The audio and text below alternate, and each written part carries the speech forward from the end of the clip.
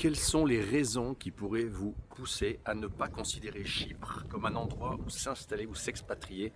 J'ai fait une vidéo hier sur les raisons qui font qu'on doit considérer Chypre comme un endroit potentiel pour s'expatrier lorsqu'on est un Européen de l'Ouest qui habite en France ou ailleurs d'ailleurs, mais qu'on est plus satisfait de son cadre de vie. On peut considérer Chypre pour un tas de raisons. J'ai fait cette vidéo, vous pouvez la regarder, elle a été publiée hier. Et aujourd'hui, je vais vous faire une vidéo pour vous dire quels sont peut-être les points, pas les points négatifs, mais j'allais dire les points d'attention qu'il faut avoir avec Chypre. Il n'y a pas de paradis sur Terre, il n'y a pas de zone parfaite, sinon tout le monde y habiterait. Et Chypre a un énorme paquet d'avantages, mais aussi des désavantages, comme la Russie, comme la France, comme l'île Maurice, comme partout. Donc je vais tenter de vous lister les désavantages de Chypre. Alors, ce qui est sûr, c'est que, tentez de vous filmer, c'est pas les chats, parce que vous voyez pas le chat roux qui est passé là.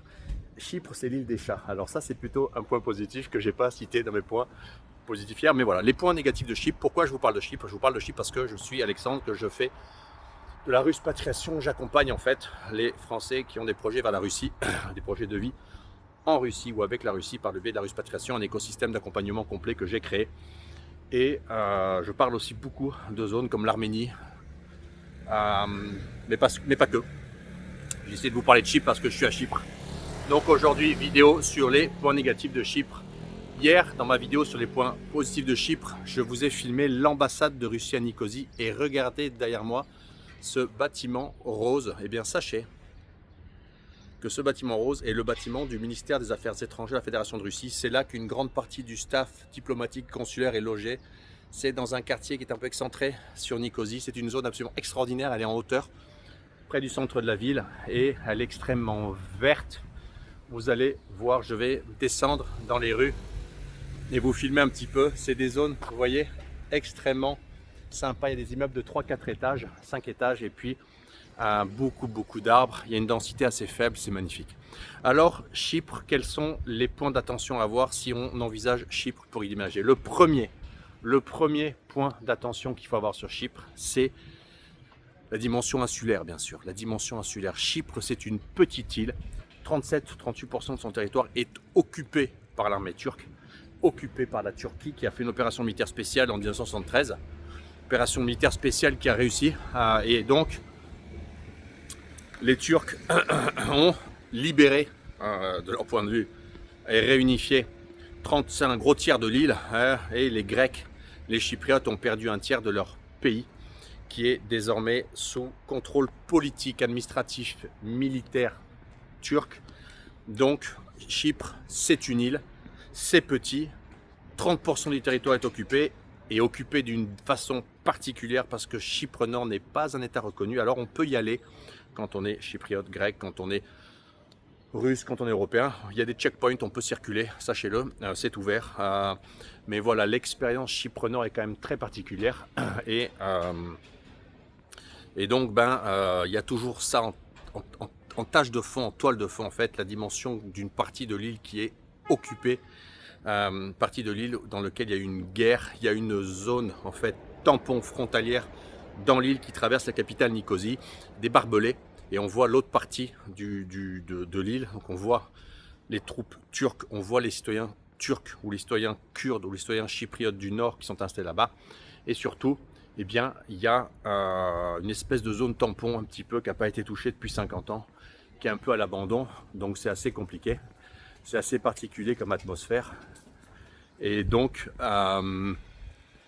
gardez ça en tête. Et puis la dimension insulaire, dans le sens que la Chypre c'est petit, donc pendant le Covid par exemple, plus d'avions, vous êtes coincé sur l'île, plus de bateaux, voilà. Et puis c'est petit dans le sens que c'est une petite île, donc peut-être qu'on en fait vite le tour. Beaucoup de gens qui sont à Chypre avec qui je parle me disent on en a marre, on aime souvent sortir. Il y a des vols pas chers encore, des charters, on peut quitter Chypre. Mais voilà, c'est une petite île. C'est pas pareil que d'habiter sur un continent, c'est pas pareil que d'habiter en Eurasie. Bien sûr, vous êtes en Eurasie de l'Ouest, en Europe, vous pouvez rejoindre l'Eurasie de l'Est. L'Asie, tout est connecté s'il n'y a plus d'avion, par la route et le train. C'est quand même un luxe extraordinaire. Alors, ça c'est la première chose. La deuxième chose, de points d'attention que moi je pense qu'il faut avoir quand on considère Chypre, eh bien c'est le fait que Chypre soit dans l'Union européenne. C'est à la fois un avantage pour les Européens et à la fois c'est un désavantage. Vous comprenez bien pourquoi. C'est un désavantage politique, parce que eh bien, tout ce que touche l'Union européenne, ça merde. L'Union européenne est un monstre qui fait du mal et qui détruit les nations. Et donc Chypre est petit, et même si Chypre a une politique assez souveraine, assez indépendante, une économie en bon état, j'en ai parlé, même si Chypre est assez on va dire indépendant et souverain, les Chypriotes expulsent des immigrés, les Chypriotes ne se plient pas complètement aux législations européennes, appliquent les sanctions avec des contournements dans le cadre de l'opération militaire spéciale contre la Russie. Il y a toujours le fait que Chypre est petit, donc n'a pas les mains libres en fait. Et donc demain, si l'Union européenne veut mettre la pression à Chypre sur des sujets X, Y ou Z, comme ils l'ont fait en 2012 lors de la crise où ils ont plié une banque, ils ne l'ont pas sauvé, eh bien Chypre n'aura pas les ressources suffisantes pour s'en sortir seul, parce que Chypre, en fait, est un petit pays. Ils ont l'euro, ils sont dans l'Union européenne, et aujourd'hui, ils négocient pour être dans Schengen. Alors, à la fois, ça va améliorer, je pense, une espèce de dimension économique. À la fois, ça va permettre une plus fluide circulation des gens, mais avec tout ce que ça a de bon et de mauvais. Aujourd'hui, pour un citoyen de l'Union européenne, il n'est pas compliqué de s'installer à Chypre, c'est super simple. Par conséquent, ils n'ont pas besoin de Schengen, mais voilà, ils y vont parce qu'ils sont encore dans une démarche vers l'ouest, démarche de réaction à vouloir se protéger de leur ennemi héréditaire qui est la Turquie, qui occupe encore une fois 30% de territoire chypriote. Mais voilà, sachez que on ne sait pas l'avenir de Chypre, parce que Chypre est empêtré dans la marmite européenne, dans la marmite de l'UE.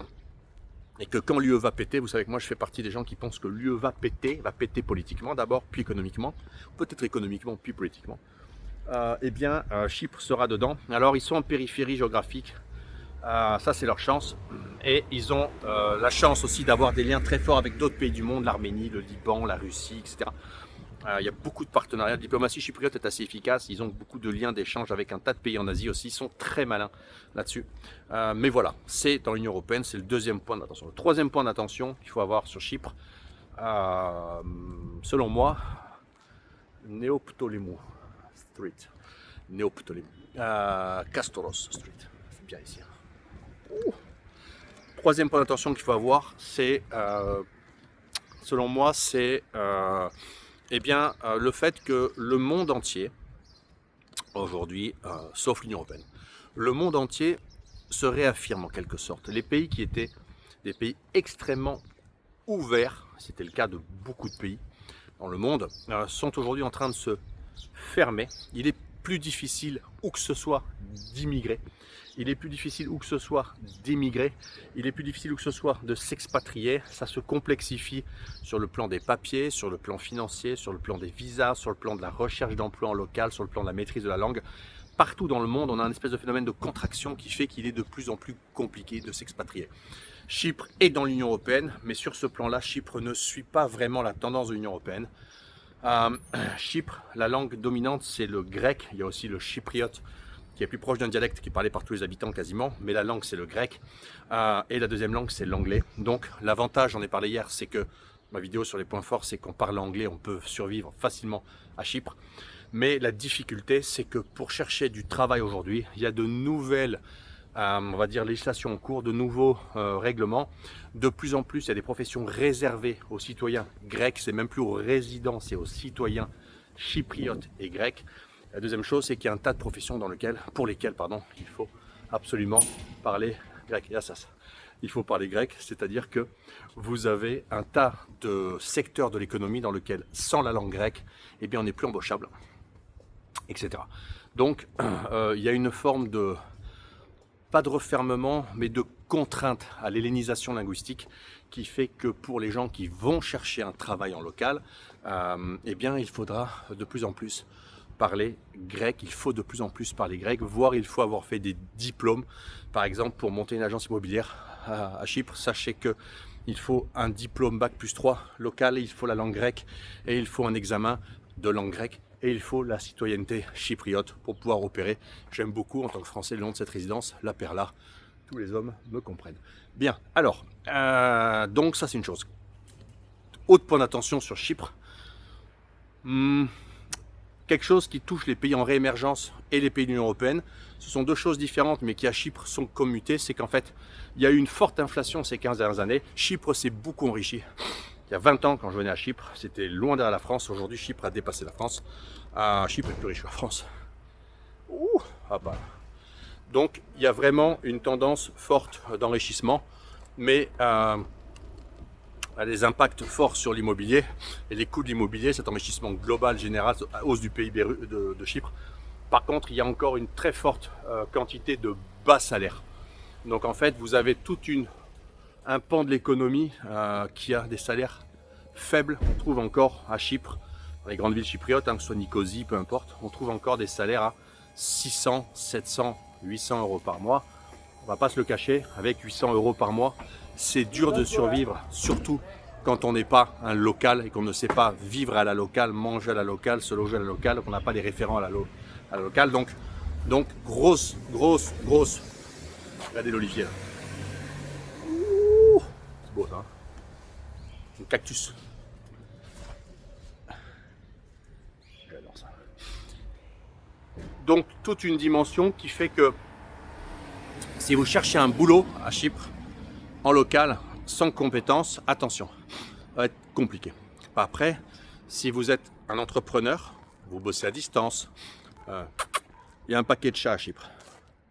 C'est vraiment l'île des chats. Il y a des chats partout, c'est connu, hein, l'île des chats.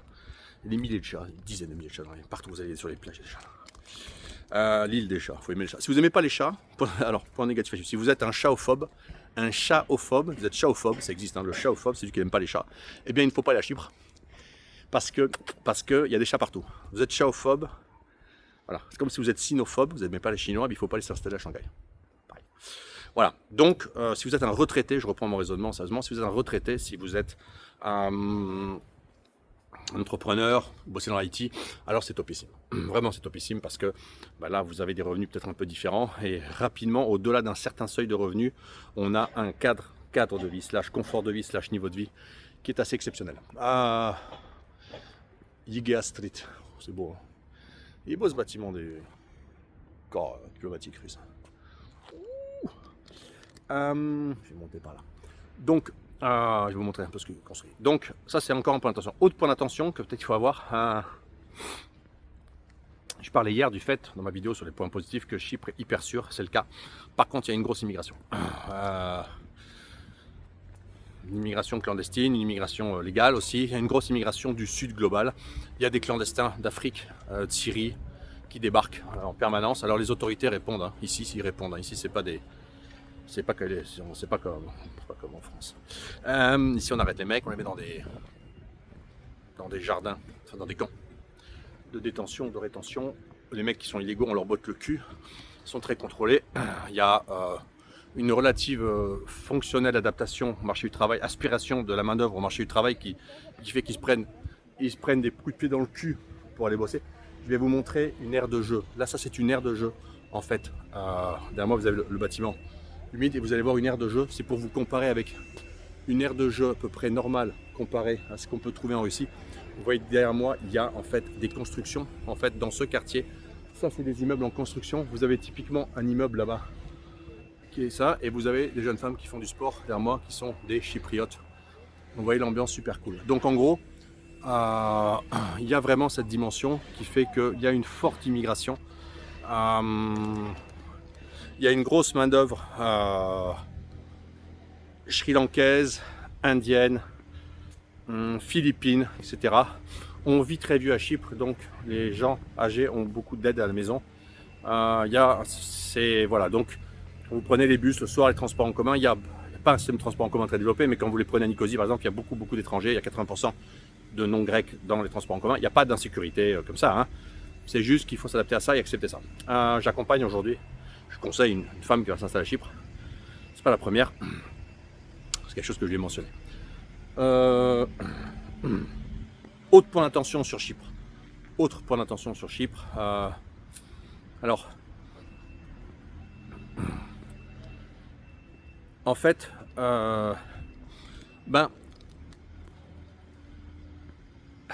c'est comme partout. Quand on arrive au début, on est charmé. L'immobilier, le top, le ciel bleu, la mer, les gens sont sympas. Et après, il y a une espèce de dimension un petit peu plus, ce qu'ils appellent en grec siga siga, donc doucement. Ouh. Et ils ont parfois, les Chypriotes, des rythmes, des modes opératoires, des je suis dispo, je suis pas dispo, rappelle-moi. Donc il y a une forme de coolitude à la sudiste, à la sud, hein, on va pas se le cacher, c'est le sud ici, orientale, et parfois les rythmes de fonctionnement des gens au travail ou dans la vie ou dans les relations sont compliqués à comprendre, saisir, intégrer, interpréter pour des Européens, pour des gens du Nord, parce que c'est très différent. Il y a vraiment un rythme personnel, professionnel, le rythme en fait. J'ai parlé déjà du rythme en Russie en disant que la clé de différenciation entre la Russie et une grande partie du monde, c'était les rythmes. Le flux, pas le même. Les rythmes ne sont pas les mêmes. Eh bien, à Chypre, c'est le cas aussi. Chypre a vraiment des rythmes propres qui sont parfois dérangeants, difficiles. Il y a des gens qui ont du mal à s'y adapter. Ça, c'est quelque chose qu'il faut prendre en compte si vous avez des volontés, on va dire, d'un partenaire ou d'une partenaire locale et d'adopter son style de vie, son mode de vie, de faire des enfants mixtes, hybrides. Les enfants hybrides, vous savez, électricité, essence, comme les voitures. Les enfants hybrides, etc. C'est particulier. Autre chose, donc il faut s'adapter à ça si vous allez travailler aussi, etc. Voilà, dernier point d'attention que je dirais sur Chypre, c'est pas des points d'attention graves que je mentionne, mais ils sont réels. Dernière chose peut-être, c'est le climat. C'est-à-dire que j'ai dit le bien du climat. Vous voyez là, je suis en t-shirt en février. Il fait bon, hein, je veux dire que ça c'est topissime. Par contre, l'été, il fait vraiment chaud. Les rayonnements sont très très forts à Chypre, ça bastonne. C'est destructeur. Je veux dire en juin, juillet, août, à part quand on est un touriste, mais quand on est là 3 mois plombés par an, c'est comme les gens qui viennent en Russie 15 jours par moins 30, ils me disent « Ouh, c'est sympa, il fait moins 30 ». Ouais, mais il fait 6 mois. 15 jours, c'est donc sympa. Là, c'est pareil à Chypre, vous venez 15 jours en août, vous dites qu'est-ce qu'il fait beau, qu'est-ce que j'ai pris comme bronzé, comme coup de soleil. Ouais, je comprends. 3 mois, 4 mois d'été, 15 ans d'affilée, tu crèves. Il y a des gens qui, à force de rouler au volant, il y a des cancers de la main. Les ultraviolets à Chypre sont d'une surpuissance, ça détruit tout. Le soleil détruit tout, les stores, les plastiques, les chaises. C'est vraiment un soleil très destructeur. Et il faut bien comprendre que en juillet-août, ça détruit, ça plombe, ça explose, vous êtes brûlé, être dehors est compliqué. Les gens, au-delà d'un certain âge, en juillet-août, s'enferment chez eux à la climatisation, où ils sont dans bord de mer, dans des zones en altitude éventée, où ils vont dans une zone de l'île qui s'appelle le Troodos, c'est des zones montagneuses. Il y a une montagne, hein. Il y a de la neige, hein, l'hiver on peut skier même. Et ils vont là-bas parce que, eh bien simplement, là-bas, il fait plus frais l'hiver, et l'été, pardon, il fait plus frais l'été. Voilà, donc c'est à peu près tout ce que je voulais vous dire, c'est pour l'intention. Chypre, moi je considère Chypre comme une vraie destination super sympa, mais pour un type de population avec un type de style de vie et un type de mentalité. C'est pas pour tout le monde Chypre. Ça peut être un excellent plan B, Chypre, ça peut être un excellent plan A permanent. Et c'est dans quelque sorte, c'est une destination qui vous rapproche de la Russie, tant sur le plan géographique parce qu'elle vous rapproche considérablement du monde russophone, le Caucase russe, l'Asie centrale, etc. et la Russie, la Turquie connectée à la Russie, mais aussi elle vous rapproche du monde russe et russophone parce que vous allez trouver sur l'île énormément de russophones. Je suis allé ce matin acheter 2 pantalons à Marks & Spencer. Pour moi, le Frussien, il met des pantalons Marks & Spencer. Je suis rentré au Marks & Spencer, donc au 2e étage de Nicosie, le Marks & Spencer du centre-ville qui est près du McDonald's, pour ceux qui connaissent Nicosie, et je suis allé à l'étage. Les vendeuses, il y avait 3 vendeuses, les 3 vendeuses étaient des pontios, c'est-à-dire des grecs russophones, elles parlaient russe, ce qui fait que j'allais parler russe natif, ce qui fait que je suis allé faire les courses complètement en russe. Ah, vous avez vu le chat qui traverse. Et donc, si vous parlez russe, partout à Nicosie, vous allez pouvoir non seulement pratiquer votre russe, mais rencontrer des gens qui sont russophones. Voilà, c'est tout pour aujourd'hui. Si Chypre vous intéresse et si l'expatriation vous intéresse, passez le quiz expatriation. Je mettrai le lien dans le premier commentaire et dans le descriptif de la vidéo. Passez le quiz avec des adresses email normales, hein, pas la poste, pas Free, pas etc. Des adresses email normales, Yahoo, Gmail, Yandex, etc. Sinon, souvent ça bug. Passez le quiz expatriation et vous pouvez recevoir des résultats sur votre niveau de préparation. Et si vous avez des questions sur Chypre, vous m'écrivez, vous nous écrivez. La ruspatriation, c'est une chose, et la cipatriation, c'en est une autre. Et sachez que pour Chypre, on vous accompagne. À bientôt.